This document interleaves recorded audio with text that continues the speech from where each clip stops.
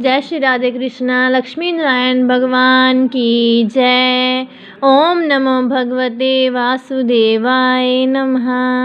प्रिय भक्तजनों, आज आप सुनेंगे वैशाख मास महात्म्य की कथा का अध्याय 4।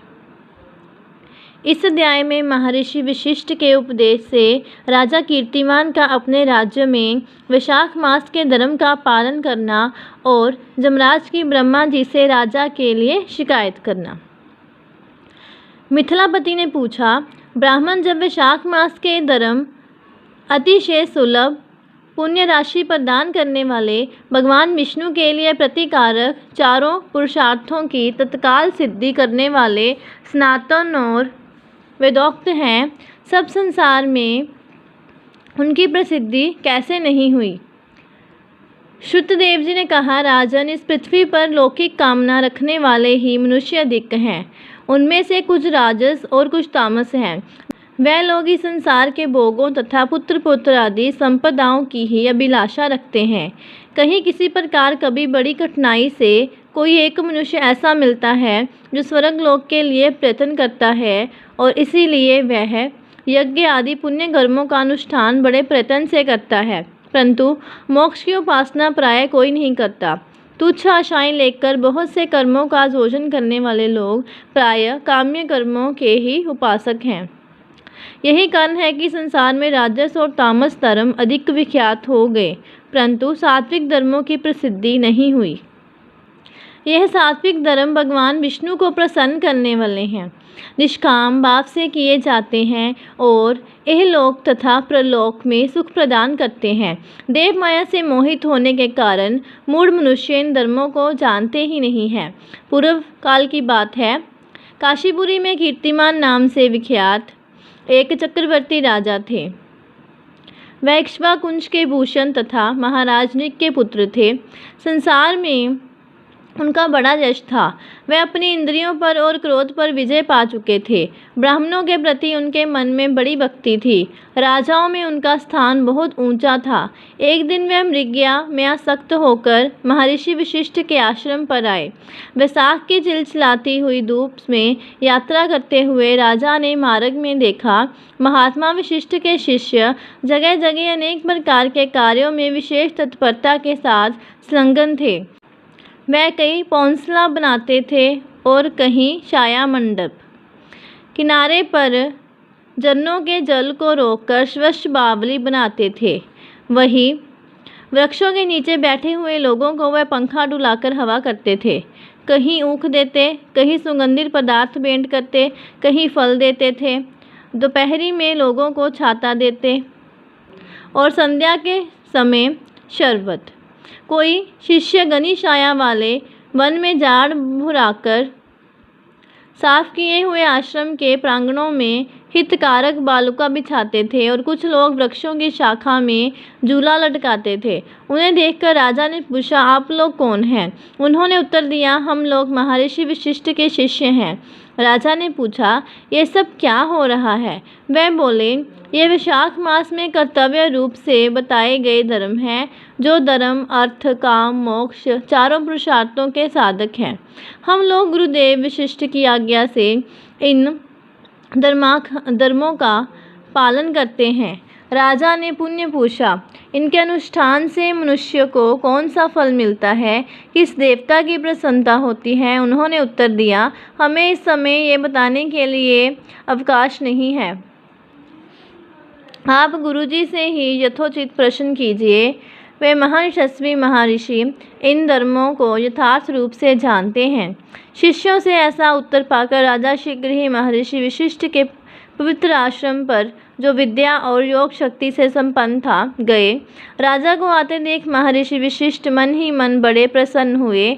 उन्होंने सेवकों सहित महात्मा राजा का विधि पूर्वक आतिथ्य सत्कार किया। जब वे आराम से बैठ गए तब गुरु वशिष्ठ से प्रसन्नता पूर्वक बोले, भगवान, मैंने मार्ग में आपके शिष्यों द्वारा परम आश्चर्य में शुभ कर्मों का अनुष्ठान होते देखा है, किंतु उसके संबंध में जब प्रश्न किया तब उन्होंने दूसरी कोई बात ना बताकर आपके पास जाने की आज्ञा दी। उनकी आज्ञा के अनुसार मैं इस समय आपके समीप आया हूँ। मेरे मन में उन धर्मों को सुनने की बड़ी इच्छा है, अतः आप मुझसे उनका वर्णन करें। तब महायशस्वी वशिष्ठ जी ने प्रसन्नतापूर्वक कहा, राजन, तुम्हारी बुद्धि को उत्तम शिक्षा मिली है, अतः उसने ये उत्तम निश्चय किया है। भगवान विष्णु की कथा के श्रवण और भक्त धर्मों के अनुष्ठान में जो तुम्हारी बुद्धि की अत्यंतिक प्रवृत्ति हुई है, ये तुम्हारे किसी पुण्य का ही फल है, जिसने वैशाख मास में बताए हुए महाधर्मों के द्वारा भगवान श्री हरि की आराधना की है। उसके उन धर्मों से भगवान बहुत संतुष्ट होते और उसे मनमोहित वस्तु प्रदान करते हैं। संपूर्ण जगत के स्वामी भगवान लक्ष्मीपति समस्त पाप राशि का विनाश करने वाले हैं। वे सूक्ष्म धर्मों से प्रसन्न होते हैं, केवल परिश्रम और धन से नहीं। भगवान विष्णु भक्ति से पूजित होने पर अभिष्ट वस्तु प्रदान करते हैं, इसलिए सदा भगवान विष्णु की भक्ति करनी चाहिए। जगदीश्वर श्री हरि जल से भी पूजा करने पर अशेष क्लेश का नाश करते और शीघ्र प्रसन्न होते हैं। वैशाख मास में बताए हुए ये धर्म थोड़े से परिश्रम द्वारा साध्य होने पर भी भगवान विष्णु के लिए प्रतिकारक एवं शुभ होने के कारण अधिक व्यय से सिद्ध होने वाले बड़े बड़े यज्ञ आदि कर्मों का भी तिरस्कार करने वाले हैं। अतः भृपाल, तुम भी वैशाख मास में बताए हुए धर्मों का पालन करो और तुम्हारे राज्य में निवास करने वाले अन्य सब लोगों से भी उन कल्याणकारी धर्मों का पालन कराओ। इस प्रकार से वैशाख धर्म के पालन की आवश्यकता को शास्त्रों और युक्तियों से भली-भांति सिद्ध करके वशिष्ठ जी ने वैशाख मास के सब धर्मों का राजा के समक्ष वर्णन किया। उन सब धर्मों को सुनकर राजा ने गुरु का भक्ति भाव से पूजन किया और घर आकर वह सब धर्मों का विधि पूर्वक पालन करने लगे। देवादिदेव भगवान विष्णु में भक्ति रखते हुए राजा कीर्तिमान द्वेश्वर पद्मनाभ के अतिरिक्त और किसी देवता को नहीं देखते थे। उन्होंने हाथी की पीठ पर नगाड़ा रखकर सिपाहियों से अपने राज्य भर में डंके की चोट ये घोषणा करा दी कि मेरे राज्य में जो 8 वर्ष से अधिक की आयु वाला मनुष्य है, उसकी आयु जब तक 80 वर्ष की ना हो जाए तब तक मेष राशि में सूर्य के स्थित होने पर यदि वह प्रातःकाल स्नान नहीं करेगा तो मेरे द्वारा दंडनीय, वध्य तथा राज्य से निकाल देने योग्य समझा जाएगा। ये मेरा निश्चित आदेश है। पिता, पुत्र अथवा सुहृद जो कोई भी वैशाख धर्म का पालन नहीं करेगा, वह चोर की भांति दंड का पात्र समझा जाएगा। प्रातःकाल शुभ जल में स्नान करके श्रेष्ठ ब्राह्मणों को दान करना चाहिए। तुम सब लोग अपनी शक्ति के अनुसार पौंसला और दान आदि धर्मों का आचरण करो। राजा कीर्तिमान ने प्रत्येक ग्राम में धर्म का उपदेश करने वाले एक एक ब्राह्मण को बसाया। 5-5 गांवों पर एक एक ऐसे अधिकारी की नियुक्ति की जो धर्म का त्याग करने वाले लोगों को दंड दे सके। उस अधिकारी की सेवा से 10-10 घुड़सवार रहते। इस प्रकार चक्रवर्ती नरेश के शासन से सर्वत्र और सब देशों में ये धर्म का पौधा प्रारंभ हुआ और आगे चलकर खूब बड़े हुए वृक्ष के रूप में परिणित हो गया। उस राजा के राज्य में जो लोग मर जाते थे वे भगवान विष्णु के धाम में जाते थे। वहाँ के मनुष्यों को विष्णु लोक की प्राप्ति निश्चित थी। एक बार भी वैशाख स्नान कर लेने से मनुष्य यमराज के पास नहीं जाता। अपने धर्मानुकूल कर्म में स्थित हुए सब लोगों के विष्णु लोक में चले जाने से जमपुरी के सब नरक खाली हो गए। वहाँ एक भी पापी प्राणी नहीं रह गया। वैशाख मास के प्रभाव से जमपुरी के मार्ग की यात्रा ही बंद हो गई। सब मनुष्य दिव्य कीर्ति धारण करके भगवान के धाम में जाने लगे। देवताओं के जो लोग हैं वह सब भी शून्य हो गए।